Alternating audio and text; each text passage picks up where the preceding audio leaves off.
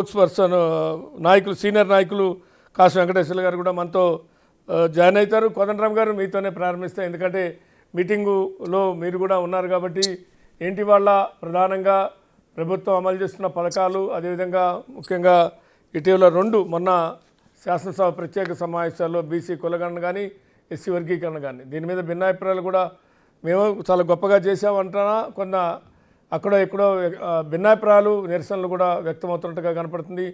ఎందుకు ప్రజల్లోకి సక్సెస్ఫుల్గా పోలేకపోతున్నాం అనే ఒక ఇది కూడా వెంటాడుతున్నట్టుగా చర్చలు జరుగుతున్నాయి. ఏం జరిగింది అసలు ఇవాళ అంటే ఏం చెప్తారు? అనుమానాలు వెంటాడుతున్నాయని కాదు, కానీ రకరకాల ప్రశ్నలు లేవనెత్తుతున్నప్పుడు ఆ ప్రశ్నలను ఎదుర్కోవాలంటే మరి సభ్యులందరికీ సమగ్రంగా సమాచారం ఉండాలి కదా. ఆ సమాచారం అందించే ప్రయత్నం, ఉదాహరణకి వర్గీకరణ ఉంది, వర్గీకరణ శాతాలు ఇట్లా కాదు ఇంకా పెరగాల్సింది అని ఒక చర్చ చాలా జరుగుతుంది. ఏ గ్రూప్కి ఎంత శాతం ఇవ్వాలనే విషయం పైన బయట చర్చ జరుగుతూ ఉంది. అప్పుడు దాన్ని అన్నింటినీ దృష్టిలో పెట్టుకొని షమీమ్ అఖ్తర్ రిపోర్టు ఏం చెప్తుంది అనే విషయాన్ని వివరించారు. అంటే రిపోర్టు అనేది చాలా శాస్త్రీయంగా జరిగింది. వర్గీకరణ అనేది ఇష్టానుసారంగా చేయటానికి వీల్లేదు. కోర్టు వర్గీకరణకు అవకాశం ఇవ్వటం మాత్రమే కాదు, వర్గీకరణ ఎట్లా జరగాలనే దానిపైన కూడా చాలా స్పష్టంగా మార్గదర్శకాలు జారీ చేసింది. కాబట్టి ఆ కోర్టు దృక్పథానికి లోబడి వర్గీకరణ చేయవలసి వచ్చింది అనే విషయాన్ని వాళ్ళు వివరించారు. రెండోది ఏంటంటే కోర్టు చాలా స్పష్టంగా మరి డేటాను దృష్టి పెట్టుకొని పరిశీలనలు చేసి పరిగణలోకి తీసుకొని చేయాలి అని అన్నది. మరి సెన్సస్ డేటా అయితే వివాదాలకు ఆస్కారం ఉండదు, కోర్టులో దానిపైన చర్చకు అవకాశం ఉండదు. కాబట్టి అన్నింటినీ పరిశీలించి షమీమ్ అఖ్తర్ కమిషను మరొక నిర్ణయము రిపోర్టును వెలువరించింది. చాలా శాస్త్రీయంగా జరిగింది, వివాదాలకు అవకాశం లేకుండా. ప్రభుత్వం కూడా ఒక పద్ధతిని పాటించింది, సబ్ కమిటీకి వేసింది. సబ్ కమిటీ మొత్తం పరిశీలించిన తర్వాత క్యాబినెట్ నిర్ణయం తీసుకుంది. క్యాబినెట్ నిర్ణయాన్ని సభ ముందు కూడా పెట్టినాం. వీటి అన్నింటి ఆధారంగా తదుపరి ప్రభుత్వ నిర్ణయం తీసుకుంటుంది. అన్ని చోట్ల పారదర్శకంగా శాస్త్రీయంగా ఉండటం మాత్రమే కాదు, చాలా పారదర్శకంగా వ్యవహరించినాం. ఎక్కడ కూడా దీంట్లో తప్పులకు ఆస్కారం లేకుండా చాలా జాగ్రత్త పడ్డాం.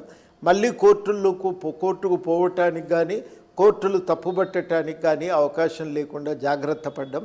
ఇంత జాగ్రత్త పడి పారదర్శకంగా నిర్ణయాలు చేస్తున్నప్పుడు దీని మీద ఇంకా అనుమానాలు అవసరం లేదు, గట్టిగా ఈ నిర్ణయాన్ని సమర్థించాలి అనే మాట వారు మంత్రులు అందరికీ వివరించి చెప్పారు జరిగిన పద్ధతి గురించి. అట్లాగే జనాభా ఈ కుల గణాంకాల విషయంలో కానీ ఈ గణాంకాల విషయంలో కూడా అది కూడా ఒక పద్ధతిగా జరిగిందని ఆ మొత్తం పద్ధతిని వివరించారు. నిన్న కూడా ఒక ప్రజెంటేషన్ చేసిండ్రు, ఇవాళ కూడా మళ్ళీ ఆ పద్ధతిని సమగ్రంగా వివరించి ఒక శాస్త్రీయమైన పద్ధతుల్లోనే పోతున్నాం. చాలా జాగ్రత్తలు పాటించాం, ఎక్కడ కూడా తప్పులకు అవకాశం లేకుండా మేము అన్ని రకాల కట్టుదిట్టంగా చర్యలు తీసుకున్నాం. కాబట్టి తప్పులు వచ్చిన విమర్శలను తట్టుకోగలగాలి, సభ్యులు దాన్ని సమాధానం చెప్పగలగాలనే విషయము వాళ్ళు వివరించటం జరిగింది. నేను అనుకోవటం అట్లా అందరికీ సభ్యులకు ఆ సమాచారం అందించటం, సభ్యులకు కావలసిన విధంగా దానికి కావలసినటువంటి సమాచారాన్ని ఇవ్వటం అవసరము, అందులో తప్పు లేదని చెప్పి నేను భావిస్తూ ఉన్నాను. కానీ అదేవిధంగా ప్రధానంగా వెల్ఫేర్ స్కీమ్స్ సంబంధించినటువంటి అంశం కూడా అంటే అమలు చేస్తున్నాం అంటే అనేక స్కీమ్స్ ప్రభుత్వం ఇచ్చినటువంటి ఎన్నికల మేనిఫెస్టోలో కొన్ని అమలు చేస్తున్నారు. అమలు చేస్తున్న విషయాల్లో కూడా ఎక్కడో నెగిటివ్ ఉంది. ఆ నెగిటివ్ ఉండటానికి కారణం ఏంటి? జనంలోకి వెల్ఫేర్ స్కీమ్స్ని, అమలవుతున్న స్కీమ్స్ని రిజిస్టర్ కాకపోవటమా, అలాంటి వాళ్ళకి చెప్పలేకపోవటమా, లేదు ఎక్కడో సమన్వయ లోపమా అనేటువంటిది కూడా ఒక డిబేట్ ఉంది అనేటువంటిది. అంటే వారి మనసులో సమన్వయానికి సంబంధించి ఏమనుకున్నారనేది ఆడెవరూ మాట్లాడలేదు. కానీ సమాచారం అందించి ఈ సమాచారాన్ని సభ్యులకు అందించి వాళ్ళని గట్టిగా విషయాలు తెలియజేస్తే వాళ్ళు గట్టిగా మాట్లాడగలుగుతారు కదా బయట అనేది ఆలోచనగా కనబడ్డది నాకు ఇవాళ. కాబట్టి వాళ్ళు చేసిన ప్రయత్నం అంతా ఏంటంటే సభ్యులకు సమాచారం ఇచ్చారు, వివరించారు, దానికి కోసం జరిగిన కృషిని తెలియజెప్పారు. ఆ సమగ్రంగా సమాచారం ఉంటే మరి రేపు ఏ విమర్శలు వచ్చినా తట్టుకోగలుగుతారనేదే ఆలోచన. అక్కడే కోదండరాం గారు అంటే ఇఫ్ యూ డోంట్ మైండ్ అంటే అక్కడే కనపడుతుంది. అంటే ఎక్కడ సమన్వయం అంటే మనం చేస్తున్న వెల్ఫేర్ స్కీమ్స్, ఇప్పుడు ఒక కాన్స్టిట్యున్సీలోకి ఎమ్మెల్యేకి ఇన్ఫర్మేషన్ తీసుకుంటే వస్తుంది, ఇస్తే దొరుకుతుంది అనేటువంటిది 2 అంశాలు.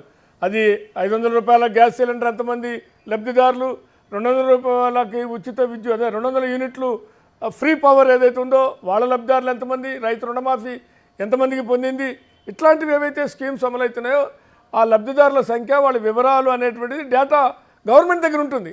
అడిగి తీసుకోవచ్చు, లేదంటే ప్రభుత్వం ముఖ్యమంత్రి కార్యాలయం అందించవచ్చు. 2 జరగాలి, వీళ్ళైనా అడగాలి, వాళ్ళైనా ఇవ్వాలి. అదే సమన్వయం అంటే. అది లేదు అనేది లేకపోవడం వల్ల గట్టిగా చెప్పలేకపోతున్నాం, మాట్లాడలేకపోతున్నాం అనే ఫీలింగు ఎమ్మెల్యేలో ఉందా అనే ప్రశ్న. అట్లాంటిది అంటే నేను విన్నది, నేను లాస్ట్కు ఈ ప్రజెంటేషన్స్ అన్నీ అయిపోయిన తర్వాత నేను వేరే పని నుండి బయటకు వచ్చిన, కాబట్టి తర్వాత ఎవరు కూడా ఆ రకంగా విషయాలపైన మాకు సమన్వయం లేదు, ఇట్లాంటి చర్చ జరగలేదు. కానీ ఈ సమాచారాన్ని ఎట్లా తీసుకుపోవాలని, ప్రజల్లోకి ఎట్లా తీసుకుపోవాలి, ప్రజలకు మనం వివరించడంలో ఎదురవుతున్న సమస్యలు ఏంటిదనే దాని మీదనే చర్చ జరిగింది.